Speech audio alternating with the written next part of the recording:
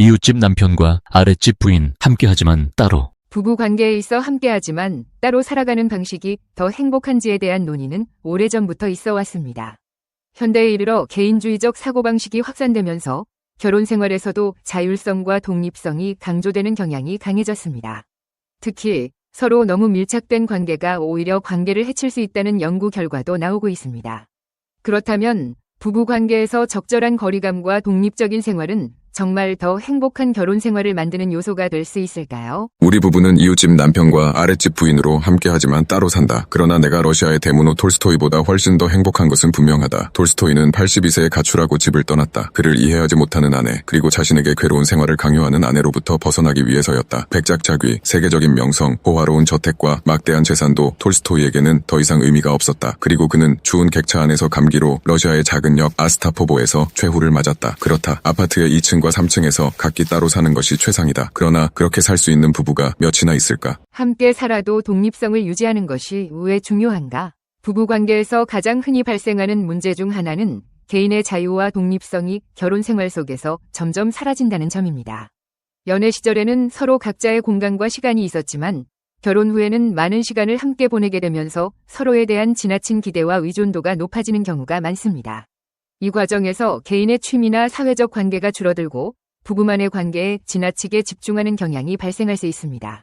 심리학적 관점에서 볼 때 지나친 밀착 관계는 다음과 같은 문제를 유발할 수 있습니다. 개인 정체성의 상실, 결혼 생활이 길어지면서 한 사람의 정체성이 배우자의 일부처럼 변하는 경우가 있습니다. 예를 들어 결혼 전에는 취미생활, 친구 모임, 개인적인 목표를 중요하게 여겼던 사람이 결혼 후에는 배우자 중심으로만 생활하게 되면서 자신만의 삶이 희미해지는 것입니다. 심리학자 에스더 페렐은 좋은 관계는 개인의 독립성과 친밀감 사이에서 균형을 찾는 것이 핵심이라고 말했습니다. 배우자에게 100% 의존하는 관계는 결국 상대방을 부담스럽게 만들고 개인적인 불만족을 초래할 위험이 큽니다. 심리적 부담 증가, 서로가 너무 밀착되어 있을 경우 배우자의 기대에 부응해야 한다는 압박감이 커질 수 있습니다.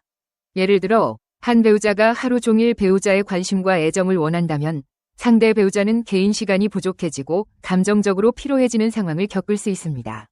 심리학자 존 가트맨의 연구에서도 부부관계의 만족도가 높은 사람들은 서로에게 적절한 개인적인 공간을 허용하는 경향이 있었다는 결과가 있습니다. 권태감과 감정적 거리감, 함께 사는 시간이 많아질수록 신선함이 줄어들고 권태기가 찾아올 가능성이 높습니다. 연애 초기에는 신선한 설렘이 있지만 결혼 후 지나치게 밀착된 생활을 하게 되면 서로에 대한 기대감이 낮아지고 관계의 활력이 줄어드는 현상이 발생합니다. 이에 대해 프랑스의 심리학자인 미셸 부샤르는 거리감을 둘수록 상대에 대한 관심이 유지된다고 주장하며 서로의 공간을 존중할 때 관계가 더욱 건강하게 지속될 가능성이 높다고 설명합니다. 함께하지만 따로 사는 부부들의 사례와 문화적 접근. 유럽의 리빙 어파트 투게더 문화. 유럽에서는 LAT, 즉 법적으로 결혼했지만 각자의 집에서 따로 사는 부부들이 점점 증가하고 있습니다. 이는 특히 중년 이후의 부부들에게서 흔히 나타나는 현상인데 서로의 독립적인 공간을 유지하면서도 결혼 생활을 지속하는 방식입니다.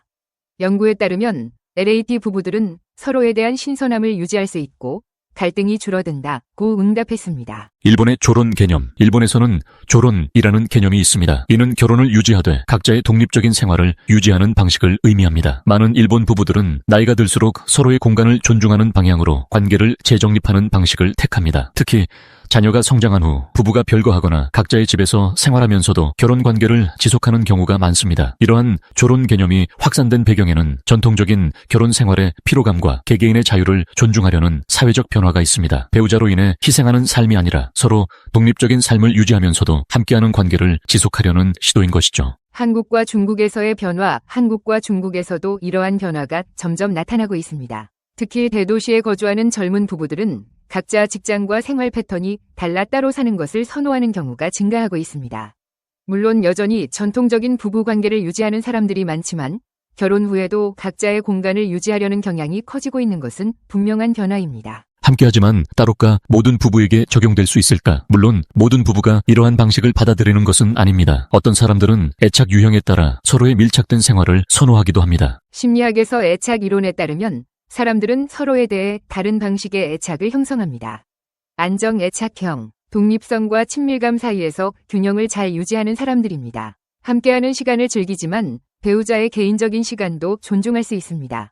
회피 애착형, 독립성을 중요하게 생각하며 배우자와의 감정적 거리감을 두는 경향이 있습니다. 함께하지만 따로의 삶을 선호할 가능성이 큽니다. 불안 애착형, 배우자로부터 지속적인 관심과 애정을 필요로 하며 따로 있는 것을 불안해할 가능성이 높습니다. 실전 적용, 함께하지만 따로 방식의 구체적인 실천법. 만약 함께하지만 따로의 생활 방식을 적용하고 싶다면 다음과 같은 방법을 시도해 볼 수 있습니다. 주말이나 특정 요일에는 서로 각자의 취미나 활동을 존중하고 각자가 자유롭게 시간을 보내는 것이 좋습니다. 이를 통해 관계의 신선함을 유지할 수 있습니다. 부부가 모든 여행을 함께 다녀야 한다는 규칙은 없습니다. 가끔은 친구들과 함께 떠나는 여행을 허용하거나 혼자만의 여행을 계획하는 것도 좋은 방법입니다. 집에서 각자의 공간을 따로 두는 것도 좋은 방법입니다. 예를 들어 각자의 서재나 작업 공간을 분리하면 상대방의 개인 시간을 존중할 수 있습니다. 부부가 각자의 방에서 따로 자는 것이 관계에 도움이 된다는 연구 결과도 있습니다. 꼭 따로 방을 쓰지 않더라도 각자의 휴식 패턴을 존중하는 것이 중요합니다. 결론. 모든 부부에게 정답은 다르다. 심리학적으로 볼 때 부부관계에서 독립성을 유지하는 것이 행복에 긍정적인 영향을 미칠 가능성이 크다는 점은 여러 연구에서 입증되었습니다. 그러나 모든 부부에게 똑같은 방식이 적용되는 것은 아닙니다. 가장 중요한 것은 서로의 성향을 이해하고 서로에게 적절한 거리감을 찾는 것입니다. 부부마다 행복을 느끼는 방식은 다르기 때문입니다. 중요한 것은 서로의 기대를 솔직하게 이야기하고 서로가 원하는 관계의 균형점을 찾아가는 과정일 것입니다. 부부가 함께 넘어야 할 7가지 고개, 사랑의 여정, 인내와 성장의 발자취. 결혼은 단순한 사랑의 결실이 아닌 두 사람이 함께 걸어가는 긴 여정입니다. 이 여정에는 험난한 고개들이 기다리고 있으며 각 고개를 넘을 때마다 부부는 시련과 갈등을 겪지만 동시에 더욱 깊은 사랑과 이해를 얻게 됩니다. 1.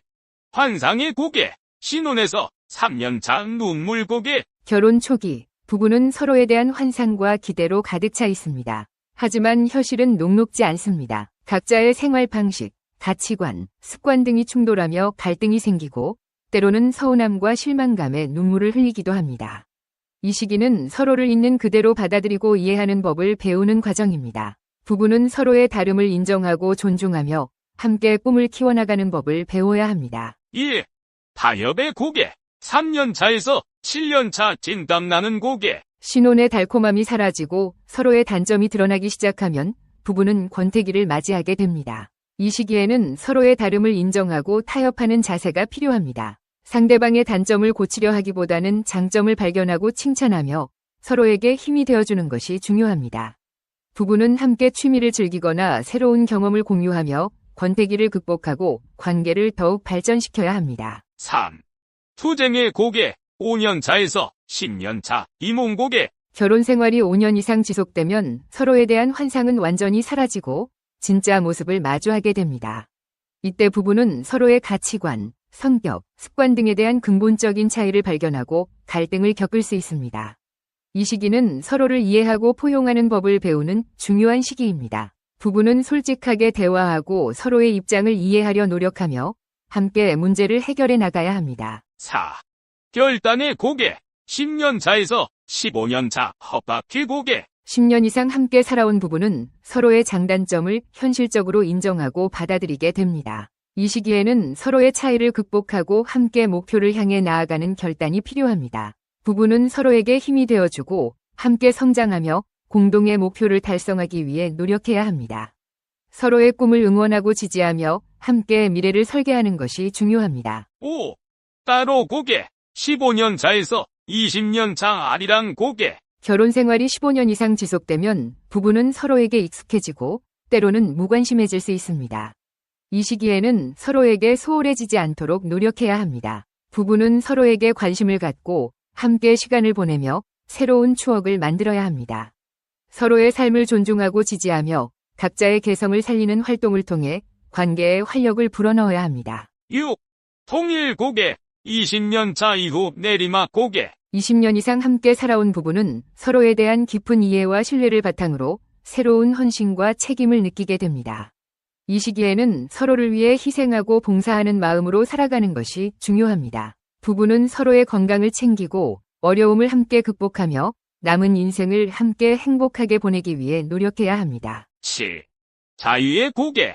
30년차 이후 천당 고개. 30년 이상 함께 살아온 부부는 말하지 않아도 서로를 이해하고 배려하는 완숙한 사랑을 나누게 됩니다.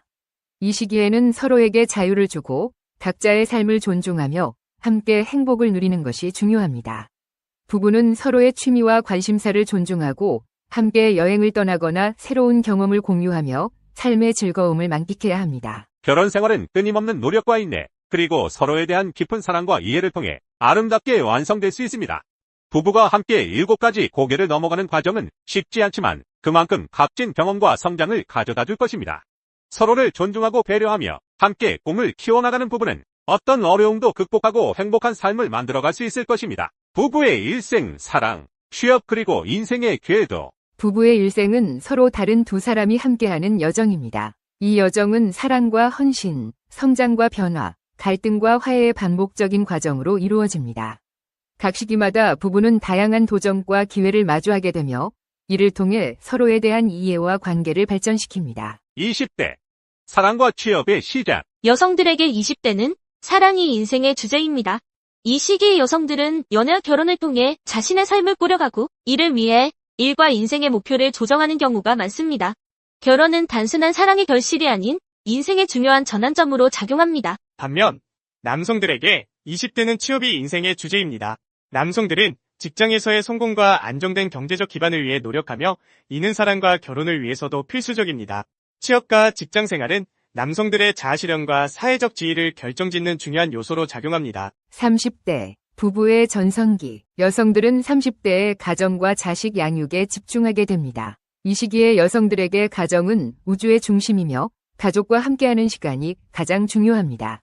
남편과 아이들과 함께하는 행복한 가정을 꿈꾸며 살아갑니다. 남성들은 30대에 직장과 사회생활에 집중합니다. 이 시기는 생존 경쟁에서 능력을 발휘하고 승진과 승급을 통해 사회적 성장을 이루어야 하는 시기입니다. 남성들은 성공과 출세를 위해 끊임없이 노력하며 이는 가족을 위한 책임과도 연결됩니다. 40대. 연민과 허무의 시기. 40대는 인생을 되돌아보는 시기입니다. 남녀 모두 이 시기에 갱년기를 겪으며 인생의 의미와 목적을 다시금 고민하게 됩니다. 건강의 변화와 심리적 허전함은 중년의 전형적인 특징입니다. 40대의 여성들은 자녀가 성장하고 독립함에 따라 살림살이에 대한 집착이 줄어들고 가족보다는 친구와의 관계를 중시하게 됩니다. 남편에 대한 기대가 줄어들면서 동창회와 친목 모임이 중요한 사회적 활동으로 자리 잡습니다. 40대의 남성들은 일벌레로 살아온 과거를 돌아보며 정서적인 보살핌의 부족을 느끼기 시작합니다. 가정에서의 소외감과 외로움을 해소하기 위해 애정과 사랑을 찾으려는 경향이 생깁니다. 50대.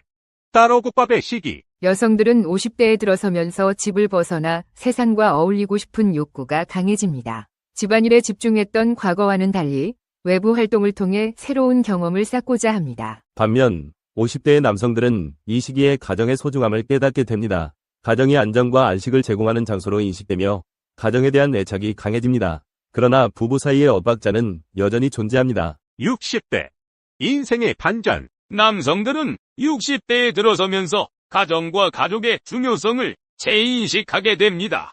자식들이 독립한 후 남은 것은 결국 아내뿐임을 깨닫고 아내에 대한 의존도가 높아집니다. 60대의 여성들은 자식들을 결혼시키고 자유를 꿈꾸기 시작합니다.